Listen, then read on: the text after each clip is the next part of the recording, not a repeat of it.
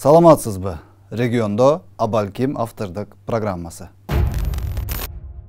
Жыл алмашып 2021-жылды жыйынтыктап, 2022-жылды баштап отурабыз.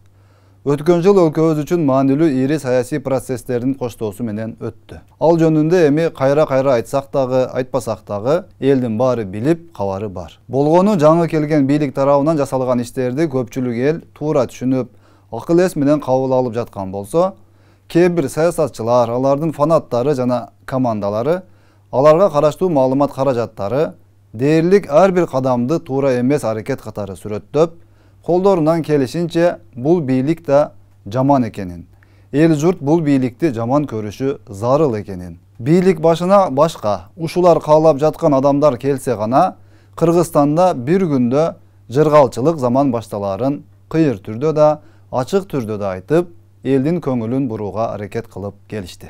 Убакыт баарын өз ордуна кое баштады. Менден башка эч бир сабаттуу, эл үчүн күйгөн адам жок. Бирок мендей алтын баштуу адамды кыргыз эли баалай албай, кадырлай албай жаткандыктан 10 жылдан ашык убакыттан бери ишсиз отурам. Ушу мен эле бийликке барып калганымда Кыргызстан жыргап эле жатып калмак деп жүргөндөр бүгүн эми Кудайдын буйругу менен парламентке келип отурушту. Буга чейин президент Жапаров легитимсиз, мөөнөтү былтыр аякташы керек болгон парламент легитимсиз отурат, баары легитимсиз, бүт Кыргызстан блокадада калды, мамлекет бийлигин эч ким тааныбай, эч ким сүйлөшпөй койду деп безилдеп жүргөндөр бүгүн эми эл катары эле жакшы көргөн кийимдерин кийинип, эч нерсе болбогондой эле, бардыгы мыйзам чегинде эле болуп жаткандай парламентке келишип, ант беришип, мандат тагынып, бири-бирин куттуктап, ал эмес спикер болууга да аракет кылып көрүштү. Демек, баары мыйзамдуу эле болгон турбайбы? Мыйзамсыз бийлик болсо, анын ар бир баскан турганы легитимсиз болсо, анда азыр парламентте кабинет талашып, кабинеттеги буюмдарды талашып иш баштаган, спикерликке умтулган саясатчыларыбыз да легитимсиз болуп калат эле да. Жок, эми андай эмес. Эми баары мыйзамдуу болгону талашсыз. Эми иштеш гана керек. Бакылдаган текени суу кечкенде көрөрмүн, шакылдаган келинди үй чечкенде көрөрмүн демекчи. Эми эл ишенип мандат бергенден соң өздөрүнүн канчалык эл үчүн кызмат кылууга кадыр экенин көрсөтүүдөн башка айла жок. Эми бийлигим жок, мандатым жок, шекерим жок, майым жок деп арызданууга шылтоо жок. Жаңы парламентте деле негизинен баягы темалар менен жумуш башталганын көрдүк.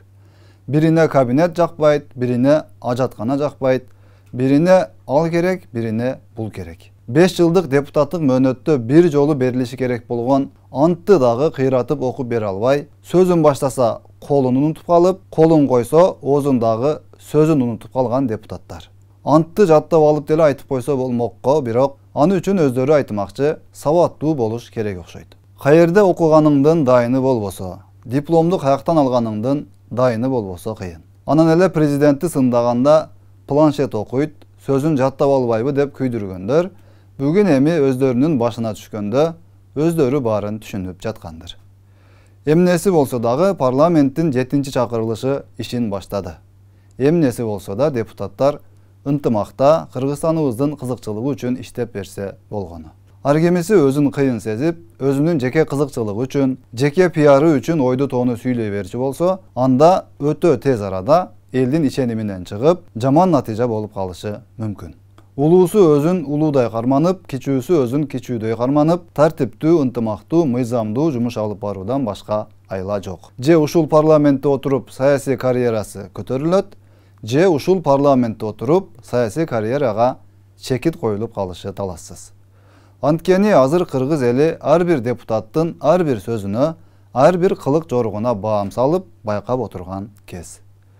Шакылдай коемун деп же ойду келди сүйлөп үйрөнүп калгандар айрыкча этият болушу керек.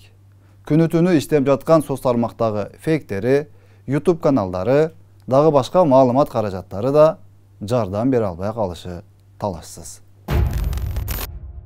Эми дагы бир маселе. Prezident Japarov менен УКМК төрагасы Ташиев дээрлик ар бир билдирүүсүндө мамлекеттик органдардагы, сот системасындагы, жергиликтүү башкаруу органдары, деги эле бардык мамлекеттик мекемелердеги жемкорлукту токтотуу талабын коюп келет. Бир канча адамдар кармалып, камалып, айып салынып, жумуштарынан кетип жатат. Бирок эл арасында албетте кээ бир облус башчыларынын, шаар жетекчилеринин, прокурорлордун, чекисттердин, милиция кызматкерлеринин, ал эмес ак үйдө отурган кээ бир чиновниктердин дагы деле жемкорлук менен алектенип, президенттин саясатына, мыйзамга ачыктан ачык каршы иш кылып жатканы көп айтыла баштады. Албетте мындай жетекчилер кызматкерлердин арам тамакка сугунуп, бул бийликте бир келет да бир кетет. Пайдаланып калышыбыз керек, чөнтөгүбүздү толтуруп алышыбыз керек, эртең эмне болсо болсун деген уран астында убакыт өткөрүп жаткандыгы өкүнүчтүү жана кооптуу. Мындай адамдардын бийлик органдарына келип калышы, алардын жемкорго айланышы жалпы кыргыз бийлигинин кадырына доо кетирип жатканын аябай жакшы түшүнүп турса дагы, көрбөй калат, билбей калат деген адашуу жолуна түшүп алышканы байкалып турат. Өлкө жетекчилиги кимди, кайсыл гана кызматка дайындабасын, биринчи кезекте ишенип, ушул киши ушул кызматты таза, так жана элдин кызыкчылыгы үчүн, мамлекеттин тазалануу саясатын мүмкүн болушунча тез арада ишке ашыруу үчүн иштеп берет. Мага эртең жаман сөз алып бербейт.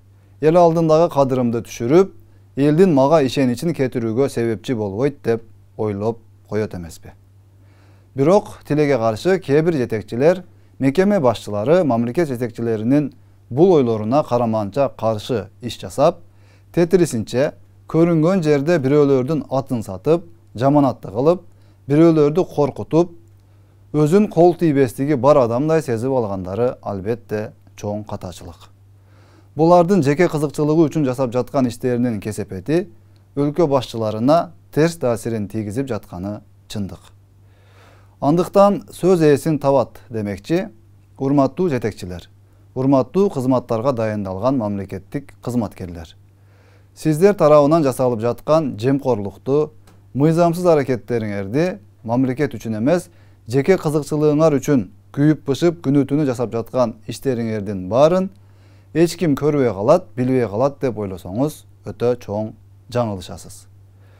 Бүгүн билбесе эртең, эртең болбосо бүрсү күнү сиз да сөзсүз түрдө мыйзам алдында жооп бересиз. Тийиштүү органдар муну ишке ашырат деп ишенебиз. 2022 жылды тазалык, адилеттүүлүк, мамлекеттин өнүгүп өсүүсү үчүн аракет менен өткөрөлү. Саламатта калыңыз.